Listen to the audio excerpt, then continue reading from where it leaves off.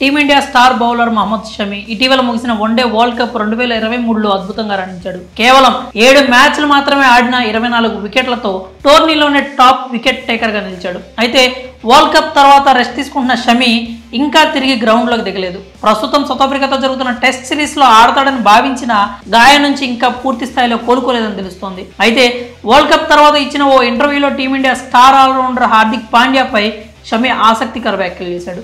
ఐపీఎల్లో గుజరాత్ టైటన్స్ టీమును వీడి ముంబైకి రావడమే కాకుండా రోహిత్ శర్మ స్థానంలో ముంబై ఇండియన్స్ కెప్టెన్ గా పగ్గాలు అందుకోవడంతో ఒక్కసారిగా Pandya talk of the town గా నిలిచిపోయాడు. ఈ క్రమంలోనే పాండ్యా గురించి కొన్ని రోజుల క్రితం షమి చేసిన వ్యాఖ్యలు ఇప్పుడు వైరల్ గా మారాయి. ఐపీఎల్ 2022-23లో గుజరాత్ టైటన్స్ కు హార్దిక్ పాండ్యా కెప్టెన్ గా ఉన్న విషయం తెలిసిందే.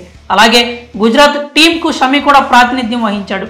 ఇప్పటికీ అదే టీంలో ఉన్నాడు. అయితే ఐపీఎల్ 2023 సీజన్ సందర్భంగా ఒక మ్యాచ్లో షమి క్లిష్టమైన క్యాచ్ డ్రాప్ చేసినందుకు పాండ్యా షమిపై నోరు పారేసుకొని సహనం కోల్పోయి బూతులతో విరుచుకుపడ్డాడు. ఒక సీనియర్ ప్లేయర్ అయిన షమిపై అలా వ్యవహరించడంపై పాండ్యా తీవ్ర విమర్శలు ఎదుర్కొన్నాడు. కానీ షమి మాత్రం పాండ్యా నోరు పారేసుకున్న ఒక్క మాట కూడా తిరిగి అనకుండా తన హుందాతనాన్ని చాటుకున్నాడు.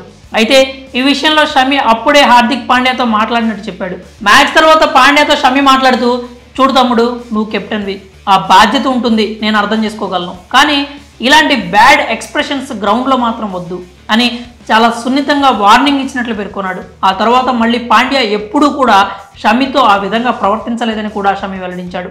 అప్పటికప్పుడు కోపం చూపించకుండా ఎంతో హుందాగా వ్యవహరించిన షమి పాండ్యాకు అర్థమయ్యేలా సున్నితంగా నచ్చజెప్పి మళ్ళీ మార్కులు కొట్టేశాడు. ఒక కెప్టెన్గా పాండ్యాపై ఉండే ఒత్తిడి అర్థం చేసుకోవడమే కాకుండా తనతో అలా ప్రవర్తించకూడదని కూడా షమి పాండ్యాకు వివరించాడు. మరి ఈ విషయంలో మీ అభిప్రాయాలు ఏంటో కామెంట్స్ రూపంలో తెలియజేయండి.